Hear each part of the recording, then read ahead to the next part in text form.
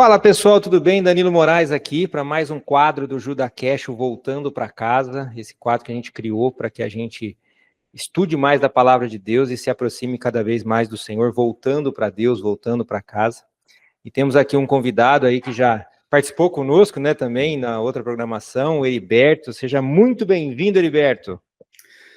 Eu que agradeço, Danilo. Obrigado pelo convite. É um prazer estar aqui de volta, né? Sempre falando, falar sobre as coisas de Deus é maravilhoso, né?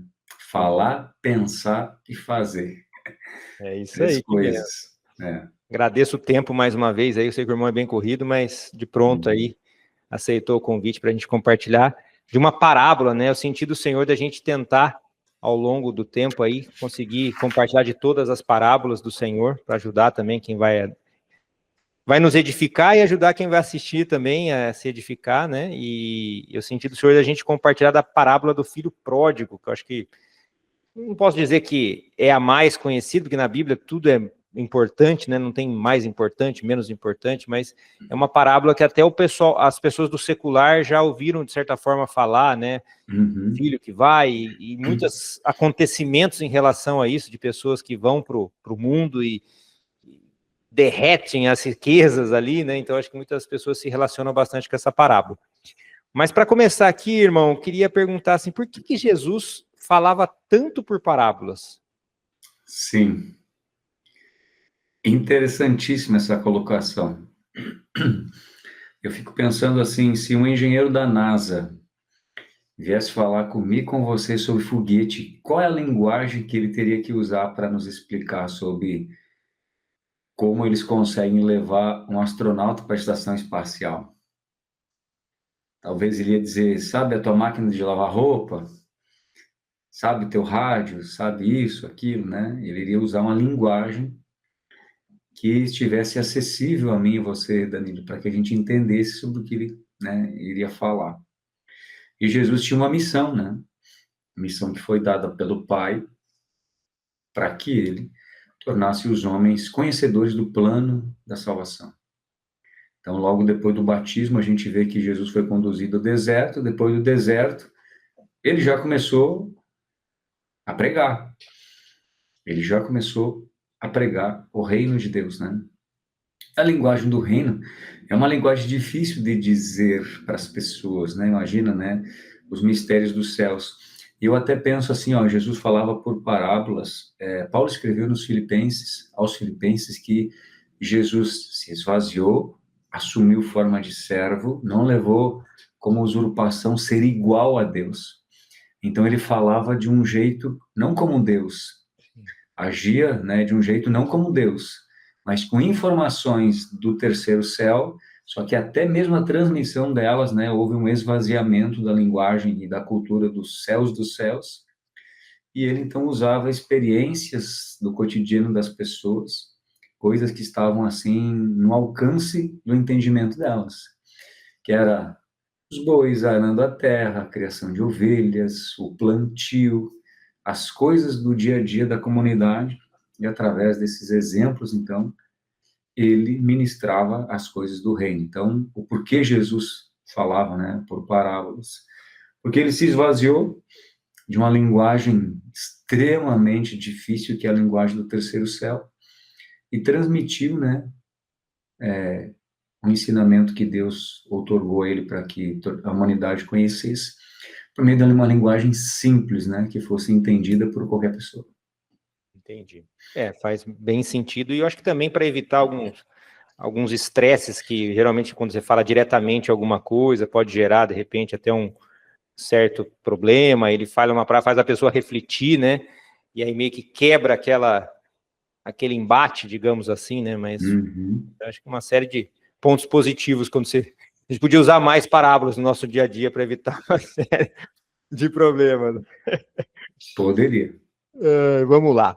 Bom, essa parábola está em Lucas 15, né, do versículo 11 ao 32, e começa no versículo 11 assim, continuou. Certo homem tinha 2 filhos. Eu queria, nesse início, perguntar para o irmão o seguinte, poderia ser, tinha um patrão e 2 funcionários, tinha sei lá, alguma outra nomenclatura, mas Jesus usa um pai, né, um homem, um pai e 2 filhos. Sim. O que o irmão pode nos falar Interessante, dessa escolha? Eu iria daí para o começo do capítulo, né? No versículo 1 e 2, a gente vê ali que existem duas classes de pessoas para quem Jesus está falando.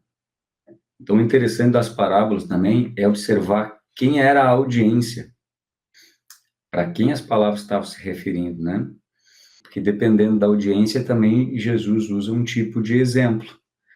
Se você for ver, né, antes do filho pródigo tem a ovelha perdida, que aí não fala de um pai especificamente, fala de um criador de ovelhas.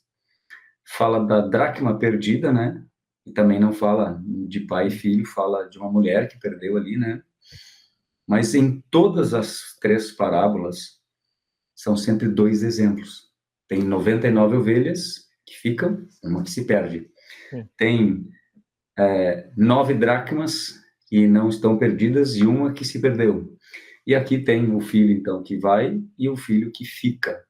A impressão que eu tenho é que Jesus quer tornar com essa sequência a parábola cada vez mais pessoal e mais íntima da audiência, para não ficar uma coisa assim muito distante e confirmar no coração deles que ele está falando do reino de Deus, né?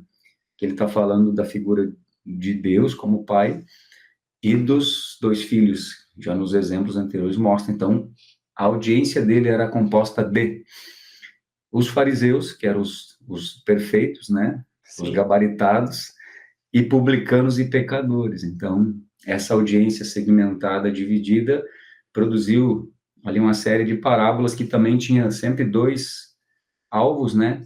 Os que ficam, os que se perdem, são achados, mas sai da ovelha, sai do valor, que é uma coisa também que as pessoas têm apego, né?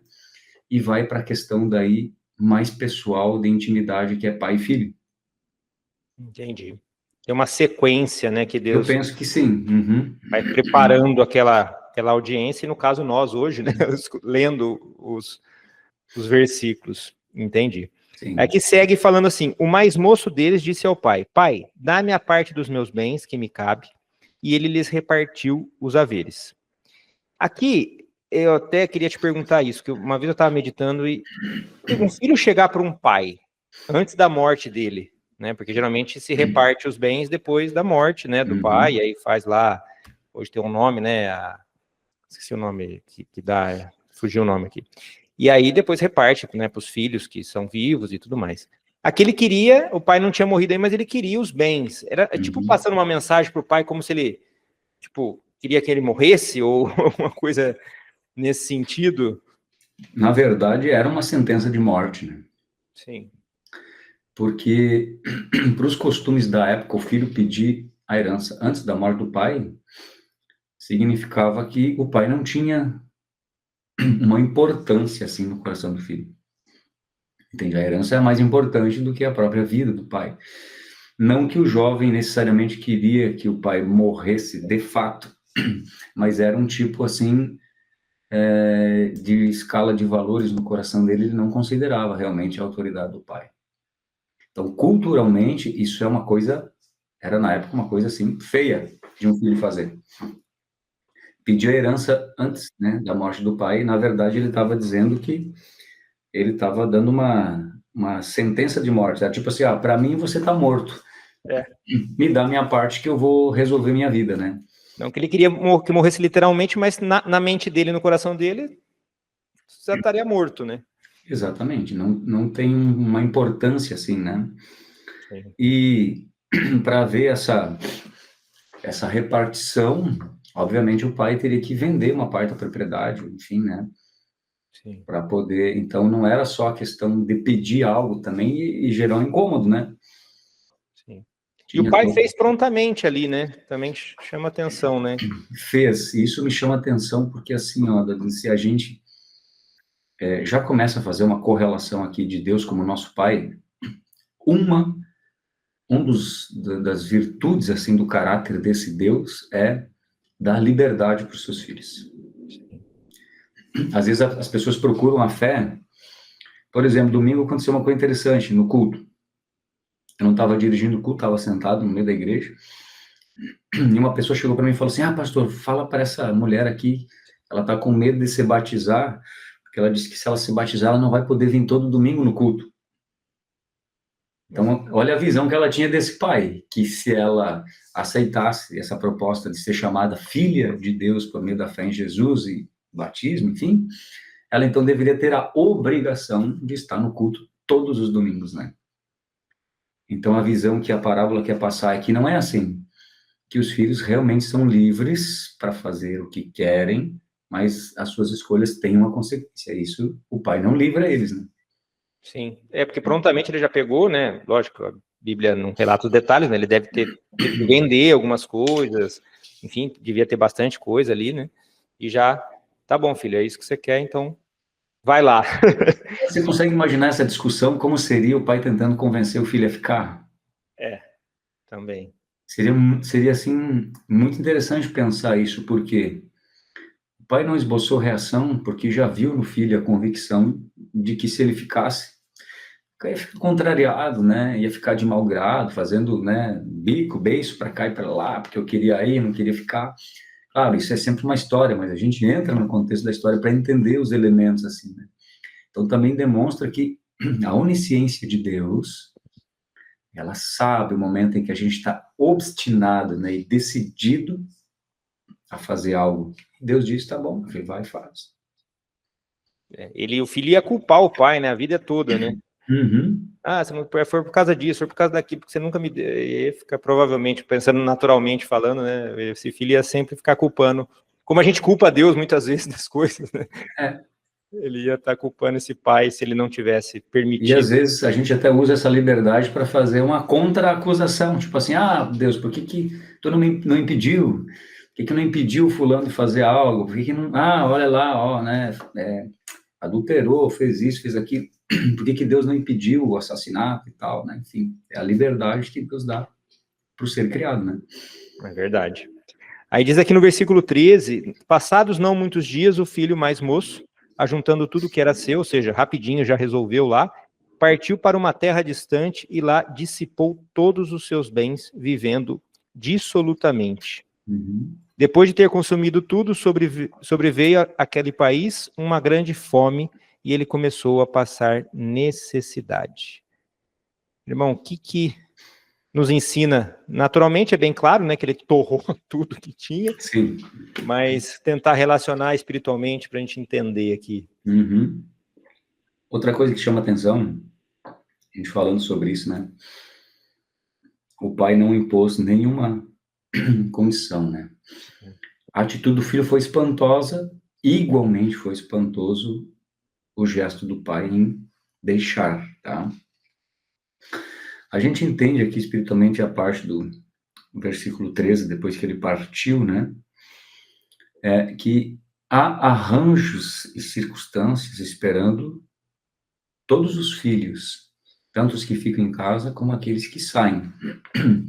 Então a gente entende assim que a vida ela é feita de arranjos promovidos pela vontade perfeita de Deus ou pela vontade permissiva de Deus. Então, esse filho teve uma oportunidade de se encontrar com a sua imaturidade por meio de arranjos que ele nunca imaginou. No coração dele, o foco estava, preciso receber a minha parte e resolver a minha vida. Mas ele não pensou como iria se dar esse processo, onde ele iria investir. E será que os investimentos no mundo, né, não seriam muito voláteis assim a ponto daqui a pouco ele perder, ganhar, enfim, não sei se ele ponderou isso no coração. Mas aqui o foco desses dois versículos é que há arranjos que os filhos não têm controle. Isso está num plano, né, de Deus, com um propósito, um plano estabelecido, que as pessoas simplesmente são colocadas naquilo, não tem como prever algo, né? Aqui diz que veio uma grande fome, ele começou a passar necessidade, já não bastasse a imaturidade para o investimento, ser atraído pela luxúria, pelos prazeres, ainda teve uma questão de uma crise financeira, né? Sim. Talvez sob a sua imaturidade, ele poderia, com sabedoria, conseguir até lidar com isso. Mas uma crise no sistema, como é que a pessoa sai disso? entende? Sem a sabedoria, né, de Deus, sem uma direção de Deus, sem o Pai, né, poder dar uma luz, uma direção aqui. Então, nós estamos sujeitos às tempestades do mundo, primeira coisa. Segunda coisa, a imaturidade pode levar uma pessoa a perder tudo que tem, e não se fala só em bens, né? A gente está falando aqui em família, a gente está falando até em recursos espirituais, né? E o mundo é cheio de armadilhas, né? Então, as circunstâncias, elas fizeram aparecer o que tinha no coração do jovem. Na verdade, eu não sei, me parece que ele teve uma oportunidade de ver o que tinha dentro do coração dele, né? Deuteronômio, Moisés escreve sobre isso, né? Deus falando que leva os filhos para o deserto para provar se eles vão guardar os mandamentos e para mostrar o que tem no coração deles. Então, aqui, essa circunstância que se desenhou é um raio-x de Deus começando a dar uma ideia para ele, para o jovem, para o filho moço, o que estava no coração dele, o que tinha lá dentro, né? Aqui começou a acontecer essa circunstância, então. É verdade, não tinha visto por esse ângulo, assim, de Deus permitir para mostrar para ele que ele poderia ter investido bem, ter prosperado, né? Claro. Mas deu tudo errado e ainda veio uma crise para terminar de arrematar, assim, o problema, né? Uhum. É verdade.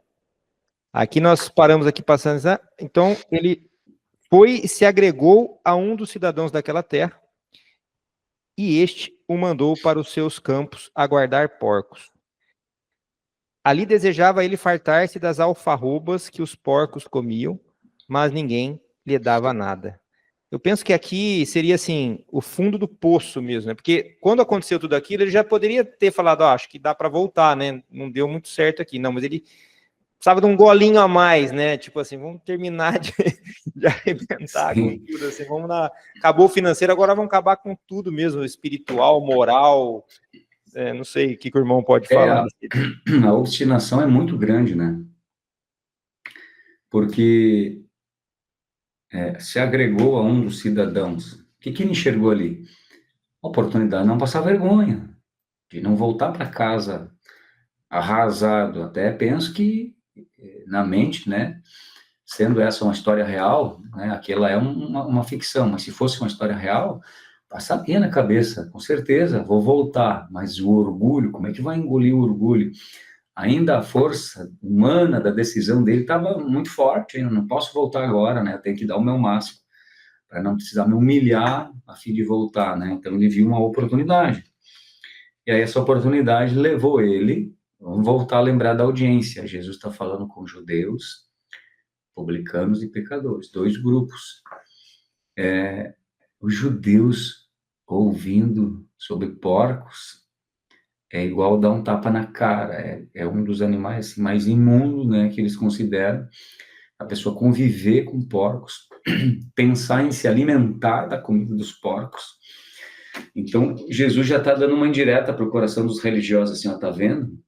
Virão do mundo filhos arrependidos que conviveram com porcos, comeram comida de porcos. Tipo assim, a cabeça deles devia estar entrando em erupção, assim, né? Imundos, né? Imundos. Imundos. Essa é a palavra perfeita. E aí o coração e a mente dos fariseus devem estar pensando, esse cara tá louco, como assim, né? Se alimentando, né? Comendo comidas. Então, a que ponto, vamos voltar ali, né? A que ponto a obstinação do homem chega e leva ele, assim, à ruína. A gente pega esse exemplo aqui, Danilo, leva para a nossa vida. Muitas vezes a gente está assim, ó, vivendo uma vida dessas, assim, na família, nos relacionamentos, no trabalho. A gente está vivendo no meio de uma imundícia, sabe? Mas a nossa obstinação, assim, não, eu vou continuar porque eu vou ser bem-sucedido, eu vou conseguir isso, vou conseguir aquilo e tal. Ainda não tem uma abertura para receber a luz de Deus. Mas como eu disse antes, também a propósito do Senhor nos levar à falência dos nossos planos, né? Então Deus permite, mas tu tá tensionando a corda, eu vou deixar esticar até onde você conseguir. Porque depois tudo aquilo se reverte contra, né, o coração do pecador e acaba sendo aquilo um motivo para impulsionar ele para o arrependimento. Só que tu vê que a miséria é tão grande, né? Que ele desejava comer das alfarrobas e ninguém lhe dava nada. Que miséria, né? O mundo tirou tudo dele e não deixava nem pegar mais um pouquinho. É. Aí, se a gente contrasta duas passagens, quando diz lá no versículo 13, vivendo dissolutamente, e depois lá no final, no versículo 30, né? Diz assim, desperdiçou os seus bens com meretriz. Eu pergunto, qual era as companhias do jovem quando ele estava com um saquetelzinho de ouro na cinta amarrado? E qual é a companhia dele depois que ele perde tudo? Sim. Aí eu convido a audiência que está ouvindo assim, quantas as pessoas que você que está ouvindo aí tem, que você pode realmente contar, e quantas delas estão interessadas naquilo que você tem ou naquilo que você é. Então, os verdadeiros amigos, a verdadeira família, aqueles que são fiéis mesmo, se mostram no momento da escassez. Sim. Quando o cara tem dinheiro, é fácil conseguir amigos, né? Bem fácil. WhatsApp, os grupos de WhatsApp estão sempre movimentados, né? Muito. E assim, só para finalizar esse ponto, o irmão acha que, um exemplo, por que tem que ser o fundo do poço? Porque se tiver uma esperançazinha, não volta para Deus por causa do orgulho, não é isso? Ele perdeu tudo e mais um pouco ainda. Se tivesse tudo, mas ainda tivesse uma esperança, não, sobrou 1.000, sobrou 500. Não dá para fazer nada, mas sobrou. Não, acho que ainda dá para investir aqui. Acho que sempre vai dar um pouco mais, né? Vamos pegar exemplos assim, ó, Daniel. A gente visita hospitais, né? Frequentemente as famílias falam assim, bah, pastor, agora só Deus na vida do meu filho. Então já tem diagnóstico clínico, exame laboratorial, tudo que indica que naturalmente não tem mais o que fazer. Então esse é o campo perfeito para a ação do milagre. Quando a gente sai do campo em que alguma ação humana seja possível de contornar uma dificuldade, aquilo não está na esfera da ação do sobrenatural, né? Então Deus esgota tudo que tem de possibilidade do ser humano. Isso não é em todas as pessoas, mas geralmente se tem essas experiências. Aí você ouve lá o áudio da caixa preta, né? Do avião que caiu. O piloto fala, Jesus, né? Meu Deus, eles falam no último momento assim, né? Por quê, né? Que quando esgotou as possibilidades de você estar assim, um choque iminente com o solo, com uma montanha, enfim, levanta-se um clamor a Deus porque sabe-se que naquele momento não tem mais o que o homem fazer, né? Então esse esgotamento de possibilidades é um arranjo de Deus também para o homem aprender, né? Que quando ele acorda pela manhã e está tudo bem, só está tudo bem porque Deus quer. Sim, verdade. É difícil isso, né? Acordar com essa realidade, né? Bah, eu acordei hoje, respirei, mas só respirei porque Deus quer. Se Ele não quisesse, não tinha. E eu creio que não seja nenhuma vontade, plano de Deus, que você chegue até o fundo. Poderia ser antes esse arrependimento, mas geralmente, estatisticamente, não é muito assim que funciona, né? Eu costumo dizer assim, ó, que a minha possibilidade não seja ficar sem possibilidade nenhuma. Sim. Que a minha única possibilidade não seja ficar sem possibilidade alguma. Que eu possa escolher Deus tendo muitas opções. Porque eu penso que esse não é que é o amor perfeito, porque tudo acaba sendo perfeito. Mas eu penso assim, quando você tem muitas opções e escolhe Deus, aquilo é muito grande, né? Por parte daquele coração, né? É verdade. Quando você tem opções e escolhe Deus, aquilo é muito grandioso. Deus te dá essa graça para escolhê-lo, né? Mas quando não tem opções e Deus é a única opção, ok, vamos escolher Deus também. Sim. Mas é diferente, que a minha única opção não seja ficar sem opção nenhuma. Verdade, bem colocado. Bom, seguindo aqui, aí vem o arrependimento, né? Então, caindo em si, disse: quantos trabalhadores de meu pai têm pão com fartura, e eu aqui morro de fome. Levantar-me-ei e irei ter com o meu pai, e lhe direi: Pai, pequei contra o céu e diante de ti. Já não sou digno de ser chamado teu filho. trata-me como um dos teus trabalhadores. Então aqui eu vejo que ele caiu em si, né? Só que ele não se trata como filho mais, né? Ele fala assim, eu não sou digno. Pode ser um funcionário seu, já tá bom. Eu acho que ele desse jeito ele vai aceitar. O que você acha desse trecho assim, irmão? É, muito interessante. Eu costumo brincar com o pessoal que toca violão, né? Que o filho pródigo tem um acorde favorito dele, né? Que é o caindo em si. Esse é o acorde preferido do filho pródigo, né? Quando ele caiu em si, aí a consciência passou a acusá-lo fortemente e aí o Senhor mostrou qual era o caminho, né? O caindo em si, vamos falar sobre isso, né? Interessante. A gente fala que cair em si, ele procurou dentro dele, né? Deve ter feito uma análise de percurso. Sim. O que eu pedi, o que eu fiz com o que eu pedi, o que aconteceu com o que eu ganhei, qual foi o fim de todas as coisas até agora, e ele não viu perspectiva, né? Então, o cair em si é uma dádiva divina chamada arrependimento, que o Senhor coloca isso, né, para aqueles que fazem essa análise e veem assim, bah, eu fui muito mal, né? Uma pessoa, ela só rejeita o título de filho e aceita ser chamada de servo quando ela enxerga sua maldade. Ele viu, assim, o quão mal ele foi, tipo, né, ele disse assim, eu pequei contra o céu, então ele entendeu que ele violou leis espirituais. Sim. É o ensaio dele, né, parece que ele estava ensaiando, assim, vou chegar para meu pai e vou dizer, né, pequei contra o céu e contra ti, então eu tenho um pecado na esfera espiritual e tenho um pecado na esfera natural, né, porque primeiro eu transgredi a lei de Deus e segundo eu transgredi, o meu relacionamento com meu pai foi quebrado. E aí ele diz, então eu vou me levantar. Porque isso, Danilo, assim, é uma coisa interessante da gente pensar. O pecado não é o fim. O pecado sem Jesus é o fim. Mas o pecado para alguém que é filho, ele pode ser o começo daquela pessoa experimentar um relacionamento em ressurreição, eu costumo dizer isso, assim. Tipo assim, quando o casal lá esgotou as possibilidades de solução natural do matrimônio, né?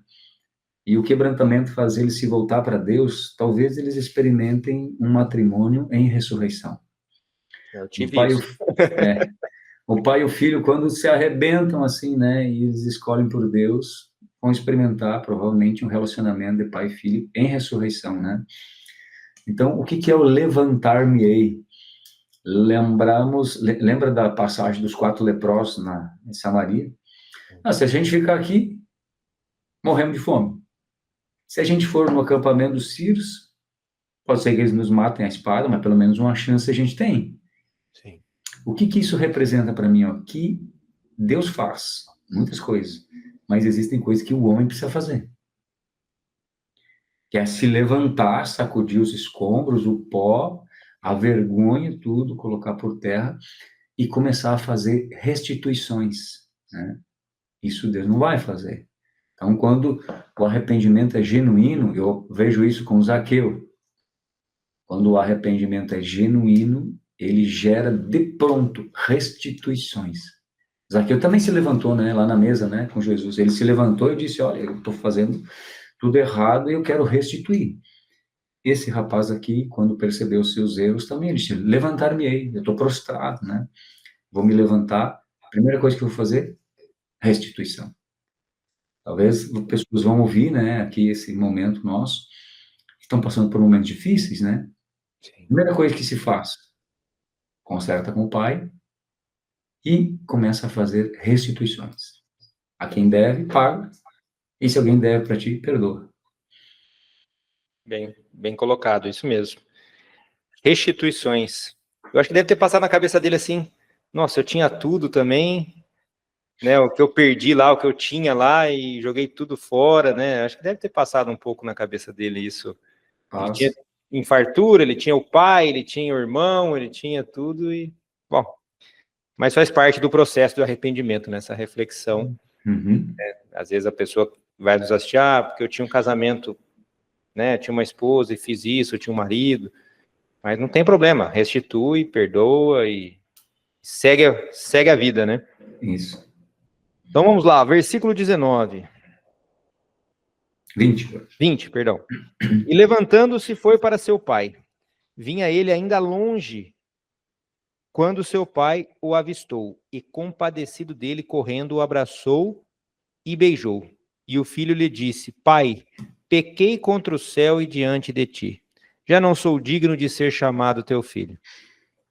O pai, porém, disse aos seus servos: Trazei depressa a melhor roupa, vestiu, ponde-lhe um anel no dedo e sandálias nos pés. Trazei também e matai o novilho cevado. Comamos e regozijemo-nos, porque este meu filho estava morto e reviveu. Estava perdido e foi achado.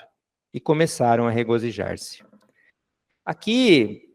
Isso aqui é fantástico, né? Porque assim, o pai, em nenhum momento, se fosse nós ali, né? Se fosse eu, o irmão, qualquer ser humano, bonito, né? Torrou tudo, agora vem com essa cara lambida aí e acabar descascando. Fica um mês aí sem eu ver, depois provavelmente a gente teria essa atitude, mas o pai não viu, já ficou compadecido, ficou feliz, tipo, não pensou que torrou o dinheiro, não pensou que é isso, irmão? Que é essa visão de um pai?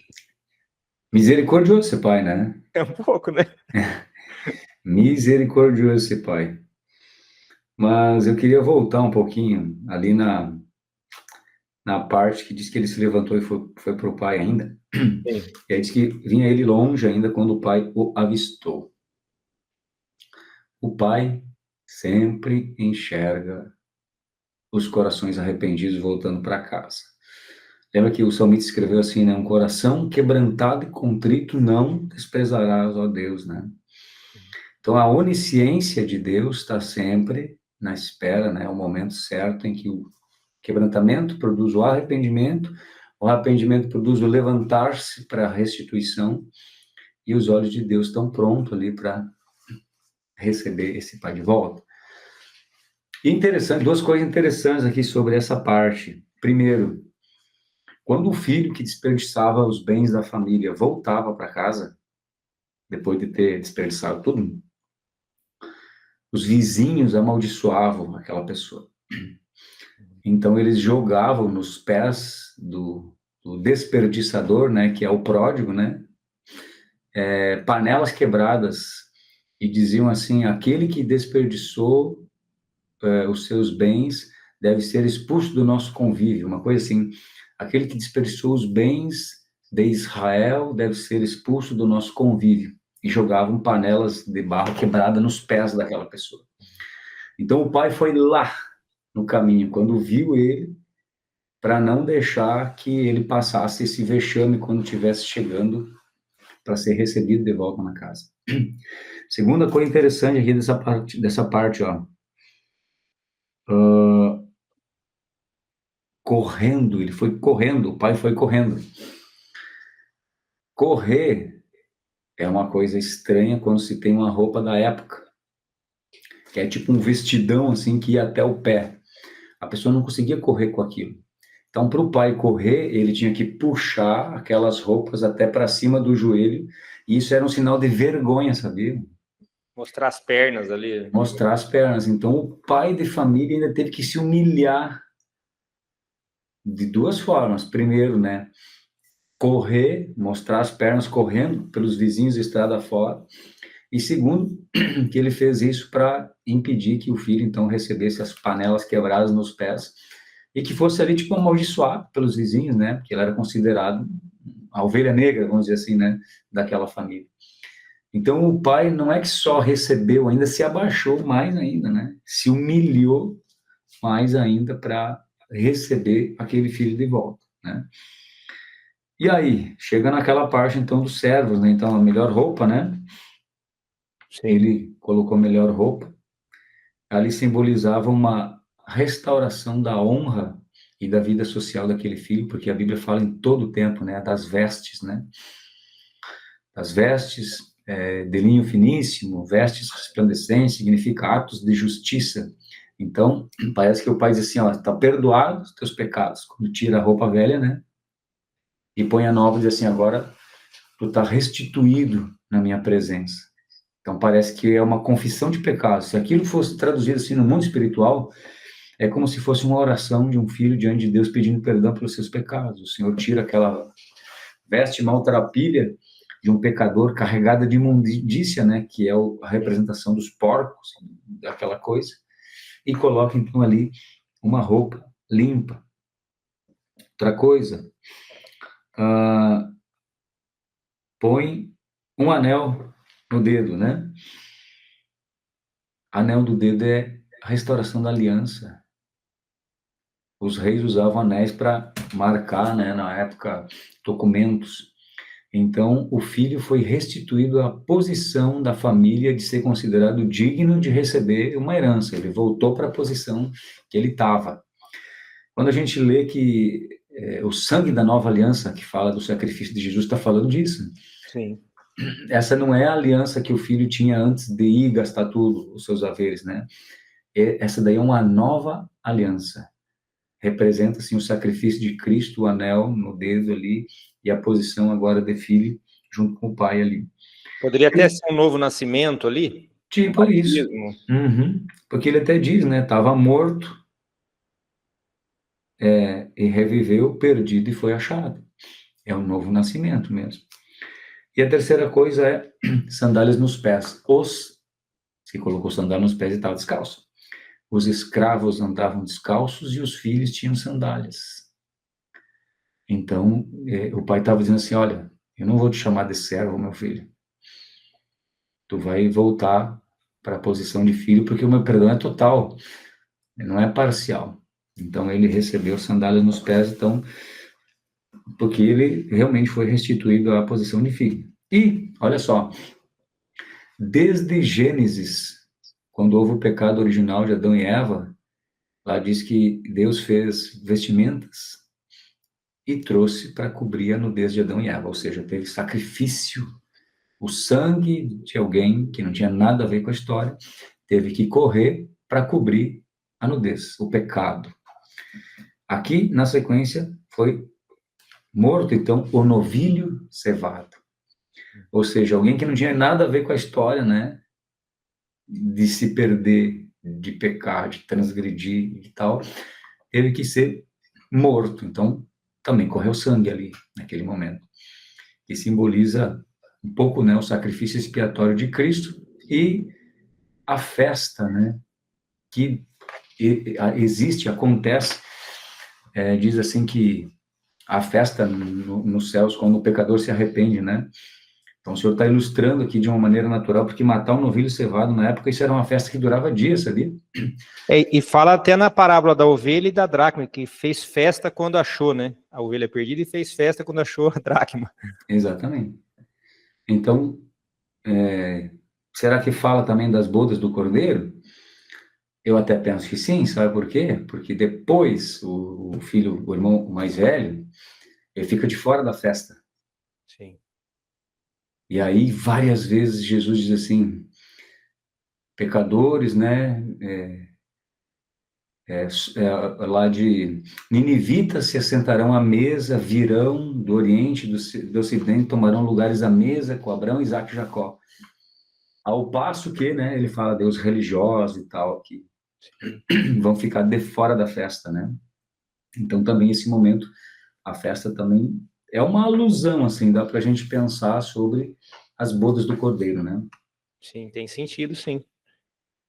Aí o versículo 25 entra o filho mais velho, que para mim sempre foi o maior enigma dessa parábola aqui, porque o filho pródigo, a gente, quem lê assim, não se aprofunda muito, estava lá, né, foi para lá, fez um monte de besteira, se arrependeu e tal.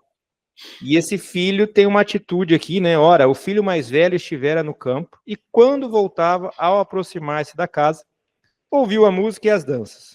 Chamou um dos criados e perguntou-lhe, que era aquilo? E ele informou, veio teu irmão, e teu pai mandou matar um novilho cevado, porque o recuperou com saúde. Ele se indignou, e não queria entrar saindo, porém o pai procurava conciliá-lo. Mas ele respondeu a seu pai, Há tanto, ó, a amargura até na tampa aqui. Há tantos anos que te sirvo sem jamais transgredir uma ordem tua, e nunca me deste um cabrito sequer para alegrar-me com os meus amigos. Vindo, porém, este teu filho, que desperdiçou os teus bens com meretrizes, aí soltou tudo. Tu mandastes matar para ele o novilho cevado. Que é esse filho mais velho, irmão? Então, essa parábola, não podemos esquecer. Quem era a audiência de Jesus? Os fariseus e os publicanos e pecadores. São 2 grupos só. Essa parábola tem 3 personagens. O pai, que representa Deus. Sim. O filho mais novo, que representa os perdidos, a pior estirpe da época, os imundos, os publicanos, os pecadores, a pior, né? E o filho mais velho, que representa os escribas e fariseus. Sim. Lembra da passagem do jovem rico? A conduta desse rapaz não parece um pouco a do jovem rico? Tudo isso eu tenho observado desde a minha juventude. O que me falta agora? Aí o Senhor diz, vai e vende tudo que tem, dá aos pobres, então tu pode me seguir, né? Então, o filho mais novo estava perdido fora de casa e o filho mais velho estava perdido dentro de casa. Porque faltava para ele, aqui a gente vê, né? Amor e graça. E essa figura aqui dentro da parábola, ela é um tiro direto na mente dos fariseus. Porque ele cita assim, olha, eu te sirvo, jamais transgrido uma ordem tua. É uma conduta, assim, perfeita, impecável, digna, né, de um fariseu e de um escriba, né? E ele diz assim, ó, tu nunca me deu nenhum cabrito sequer para me alegrar com meus amigos, né? Sim. Vê que a presença do pai não era suficiente para aquele filho, né? Ele queria ter desfrute das coisas também, mas aquilo estava tudo oculto no coração dele. Não estava explícito a conduta como do jovem, mas também estava lá dentro, guardado no coração do mais velho. Outra coisa que aqui é interessante, ele não chama o irmão de irmão, ele chama o teu filho. Sim. Tamanha foi a rejeição que teve aquela conduta, né? Então o principal erro dele, não teve graça, nem misericórdia e nem amor pela restituição do seu irmão mais novo. Se a gente pega a parábola da ovelha perdida e da dracma e soma com essa, Jesus está desenhando assim os fariseus, olha, vocês não conseguem aceitar a entrada de um pecador no reino de Deus. Vocês têm um coração tão endurecido que não conseguem aceitar que um pecador possa se arrepender, que possa haver cura, que possa haver restauração, porque o reino de Deus é só para vocês, não pode ser dividido com mais ninguém. Quem saiu não pode nunca mais voltar. Ou seja, os que estão fora da linhagem de Abraão não podem receber a graça e misericórdia de Deus. Os que saíram se perderam, né? Então, a atitude dele aqui mostra uma amargura e um ciúmes muito grande, porque Deus era só dos judeus e de mais ninguém. Aquele pai tinha que ser pai só daquele filho. Sim. Não podia ser pai de novo daquele que saiu e perdeu tudo. Então, quando eu olho assim, os fariseus e os publicanos, né? Os 2 grupos, consigo entender bem aqui qual que era o sentido. Porque na ovelha perdida e na dracma não ficou bem clara a figura do segundo personagem, que era a mensagem para os fariseus. Sim. Aqui já fica mais claro, você está falando de nós, né? Que a gente não está aceitando os pecadores que se arrependem, se convertem. Aqui Jesus está dizendo, ele está falando sobre nós aqui nessa parábola, nessa parte, né? Você está me ouvindo aí? Mandei uma trancadinha aqui. Tô ouvindo. Agora estabilizou. Agora foi, né? No caso aqui, irmão, assim, nessa questão dos fariseus, acho que Jesus, ele sempre tentava trazer para os fariseus a realidade espiritual que foi se perdendo devido às tradições e os rituais, né? Tanto é que derruba cambista, faz uma série de coisas, sempre tendo esse embate, né, com os fariseus ferozmente. Uhum. Acho que agora sumiu a tua... Eu estou te ouvindo e vendo. Amém. Então vamos lá. E aqui também nessa parábola mostra, assim, esse irmão mais velho, tipo assim, eu sirvo Deus, estou fazendo certo.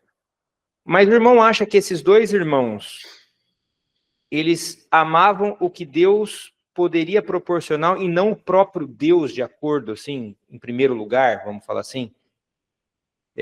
No caso, o filho mais novo, depois ele se arrependeu aqui e entendeu que não é bens, é o pai que importa, né? E o outro estava com o pai, mas ele não amava o pai, ele amava os procedimentos, ele amava aquela situação, que nem os fariseus. Os fariseus, eles falavam que amava Deus, mas na verdade eles amavam aquele ritual, aquele procedimento, ser visto, né, pelos... O irmão acha que faz algum sentido isso? Sim. Uhum. Eu penso que sim. Eu penso que sim, porque se Deus é um Deus que começou a trabalhar contra a crença e a religiosidade dos fariseus, eles passaram a duvidar da mensagem, né? E daquele que trazia a mensagem, que era Jesus. Tipo assim, como, né?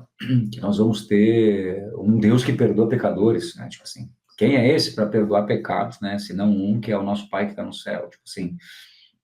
Então, a gente observa que quando a pessoa começa a ter realidade de quem é o Pai, quando o verdadeiro arrependimento brota no coração dela.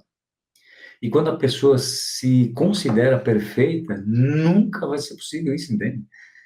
Não tem como ela ter a visão real da identidade do Pai, porque ela ainda não experimentou o arrependimento, porque ela nem considera que tem que se arrepender de algo, porque a sua conduta é perfeita, entende? Sim.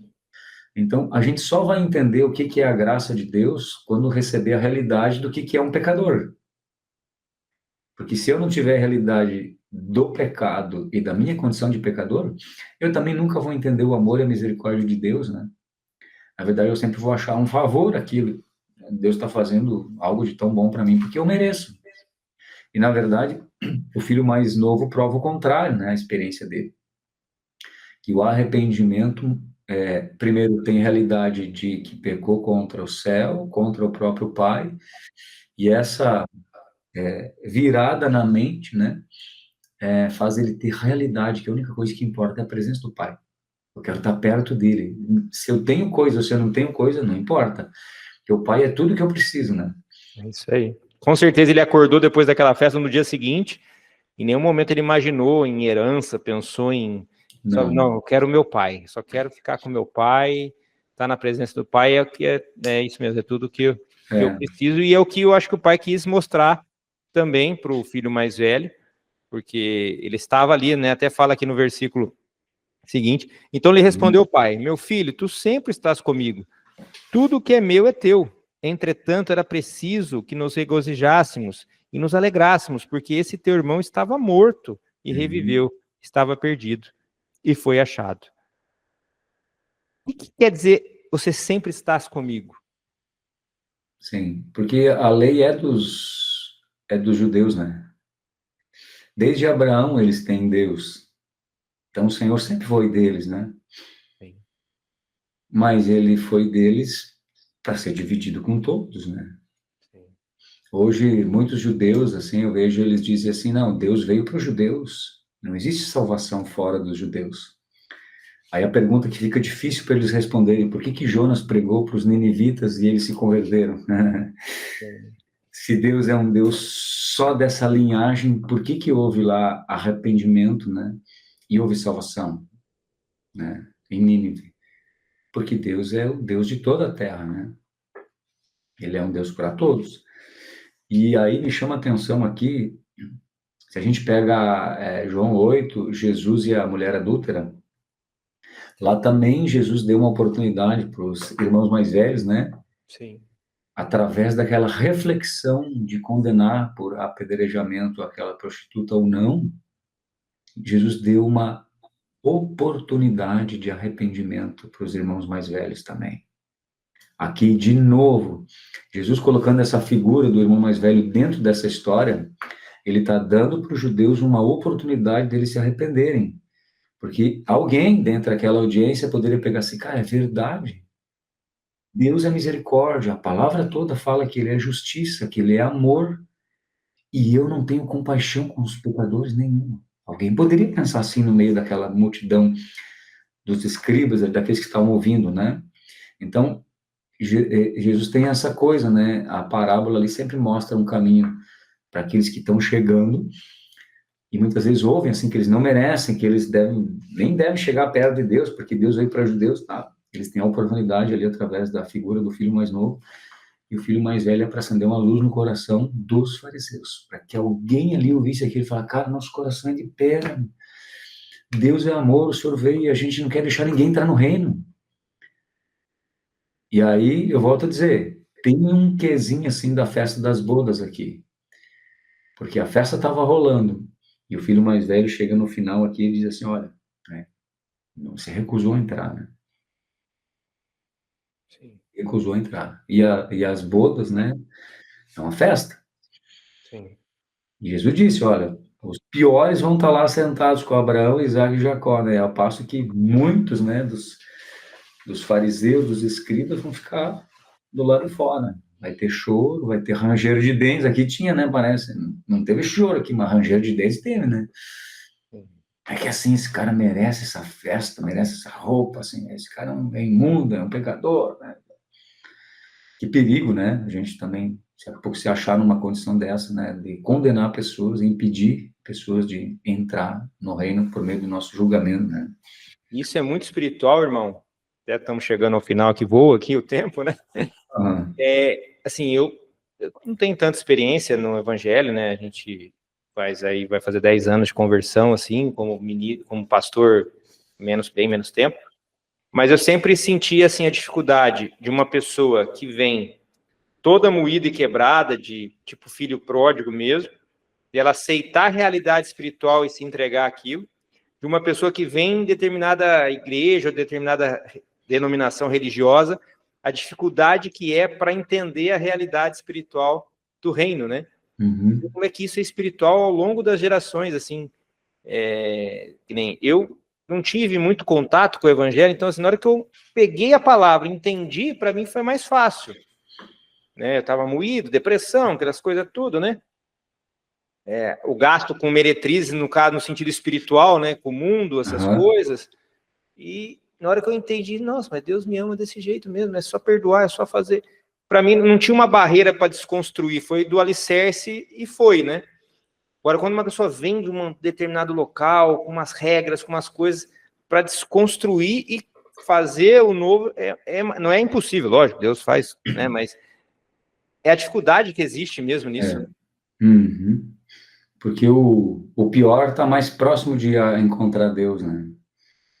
Eu tive essa experiência, Danilo, sobre isso, né?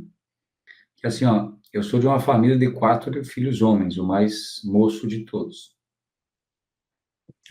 Eu vi o meu irmão que antes de mim receber correções duras do meu pai. Eu ficava olhando assim aquilo por cima e falava assim, meu Deus, eu nunca vou querer para mim, né? E aí eu sempre obedeci por causa da correção que os outros tomavam. Então eu nunca apanhei nem do meu pai nem da minha mãe. E quando eu conheci o evangelho, foi no mesmo momento que eu conheci minha esposa e a gente foi assim para a palavra totalmente por amor. E isso veio assim, sabe? Veio com a minha vida e tal, as coisas foram passando. E eu comecei a pensar assim, cara, eu devo ser a pior espécie de pessoa para Deus convencer que eu sou um pecador. Porque quando você não tem experiências de perda, de dor, de essas coisas assim, lá dentro do teu coração fica aquela coisa assim, tá, eu sou pecador, mas eu sou bom também. Eu sou pecador, mas eu faço tudo certo, O eu isso. menos pecador. Tipo assim, tu fala, né, que é pecador, mas no fundo tu pensa, sou muito bom, né? E esse ano fez um ano, no mês, nós estamos em outubro. Em junho agora desse ano fez um ano que eu acordei numa manhã e tinha uma pergunta na minha cabeça: o que é a graça de Deus? Eu acordei assim, abri os olhos e aquela pergunta: o que é a graça de Deus? E aquela pergunta ficou me matutando assim de manhã cedo, bem cedo. Aí eu vim aqui para essa sala assim, comecei a pensar: o que é a graça de Deus? O que é a graça de Deus? O que é a graça de Deus? E eu comecei a escrever assim umas coisas. E aquele dia, ó, faz 1 ano e pouco atrás, foi o dia que eu tive uma experiência sobrenatural de ver a minha condição de pecador. Isso depois de muitos anos, né? 40 anos de vida, vários anos com a palavra. Sempre tive informação da minha vida de pecados, mas aquele dia eu tive uma realidade sobre a minha condição de pecador. Porque o que é a graça de Deus? É algo que só faz sentido para quem é pecador. Sim. Para quem tem realidade, que é isso, que estava morto e reviveu. Estava perdido e foi encontrado. Estava nas trevas e viu a luz. Que não podia nada e agora foi salvo pelo amor. E aí tem uma série de frases assim que Deus foi me dando e fui escrevendo. Aí quando aquilo terminou assim, aquela experiência, cara, eu olhei assim para mim e disse assim, meu Deus do céu, que miserável, cara, que coisa. E aquilo não era mais uma informação daí. Sim. A partir daquele dia, aquilo passou a ser uma realidade assim dentro de mim. Que de vez em quando eu pego aquela folhinha, vou lá e cultivo de novo aquelas coisas dentro de mim para não deixar apagar aquilo, né? Eu ouvi uma frase, acho que foi semana passada, um exemplo, na verdade, que a gente tem essa, eu também tenho uma característica assim, né, às vezes assim, mas eu não sou tão pecador assim, eu não matei ninguém, eu não fiz nada assim de atrocidades, né, e aí eu vi um exemplo assim, que dentro do mar, ou se a gente pegar nós dois, que nós vamos entrar numa piscina agora os dois, debaixo da água, quem tá mais molhado que o outro? Sim. Tá molhado igual. Né? Então, quando o peixe está lá debaixo do rio, todos estão molhados igual. Só que precisa ser pescado por Deus para ir para o barco, né? Mas a gente tem essa ideia, não, menos pecador, sou menos molhado que aquilo. Não existe isso, né? Deus permitiu que acontecesse determinadas coisas com um com o outro, mas internamente Deus vê interno, né? Aquele filho mais velho, ele não saiu com meretrizes, ele não torrou dinheiro, mas por dentro ele estava totalmente imundo. Assim, Exatamente. imundo, né? E aí Deus ali através do pai falou: "Você não tá entendendo? É aqui, ó, teu irmão tava morto, tipo assim, você também tá, mas pega essa deixa aqui e também entenda e mostra que fica com o pai, que o pai que é o que importa e tal". Eu achei legal esse exemplo que eu também tenho essa dificuldade, né, assim. Mas Sabe que amém. na Deus. igreja a gente ouve muito sobre 3 coisas, né? Que é o bem, o mal e a vida. Sim. A passagem da mulher adulta tem o bem, o mal e a vida, né? O bem é os fariseus tentando matar alguém para obedecer a Deus, né? O mal, explícito, né? A conduta de uma mulher em adultério. E a vida é uma coisa que não pode ser contida, né? Ela tem uma expressão única, que é a atitude de Jesus de expor ambos, né? E dar uma oportunidade para arrependimento para todos. E aqui na passagem do filho pródigo também tem o bem, o mal e a vida. O mal é a conduta do filho pródigo, de pedir herança e gastar tudo absolutamente, né? O bem é uma atitude de alguém que se acha totalmente santo e irrepreensível, mas carrega no coração dele também coisas tão ruins quanto aquele que externamente fez tudo errado. E a vida é a palavra do Pai, ou a compaixão, né? Conciliadora de alguém que recebe das trevas aquele que estava perdido e que também não despreza aquele que carrega o mal dentro de si, mas tem uma aparência de bondade, mas também dá para ele uma oportunidade de se arrepender, né? Sim. Você está comigo, mas você não me entendeu ainda, né? Você está comigo aqui, Exato. mas você não me entendeu. O irmão estava para lá. Ele entendeu agora que voltou. Você não entendeu estando aqui, mas você pode entender também. Vamos lá, vamos. Pode. Mas que bênção, glória a Deus. Irmão, muito obrigado aí pelo compartilhar. Foi muito edificante para mim. E eu creio que vai ser para todos que vão assistir também. Se o irmão puder deixar aí um desfecho aí em relação ao que sim, o irmão sentir do Senhor, para quem está assistindo, vai assistir, em relação à parábola, em relação a tentar resumir, né? Enfim, para a gente finalizar aí. Fique à vontade. Bom, só tem 2 tipos de pessoas no universo, né? Ou nós somos pródigos, ou nós somos jovens ricos, né? Filhos que permanecem com o pai, mas não estão com ele, né? Aí a pergunta é, em qual desses 2 estereótipos que Jesus desenha nessa parábola eu estou? A boa notícia é que há arrependimento, possibilidade de conversão e de restauração para todos, né? Não importa a condição que eu estou. E eu queria deixar assim, né, que a gente venha a desfrutar da misericórdia de Deus e aproveitar as oportunidades que Ele nos dá de arrependimento, para que a nossa opção, única opção, não seja ficar sem opção nenhuma, mas que a gente possa aproveitar, porque no meio do caminho, né, Deus vai colocando setas, indicando o caminho para onde nós devemos voltar, né? Então, eu queria agradecer aqui, né, o convite, com certeza foi um momento muito bom de relembrar algumas coisas aqui, né, comentar algo tão maravilhoso aqui sobre esse conteúdo que são as parábolas aí que Jesus conta, né? Agradeço aí a oportunidade, então, Danilo, e até a próxima aí, se Deus quiser. Amém. Eu que agradeço, irmão. E quem gostou desse conteúdo, viu que tem sentido para você, curte, comenta, compartilha, encaminha aí, né, esse conteúdo para mais pessoas. Deus abençoe todos vocês e até a próxima.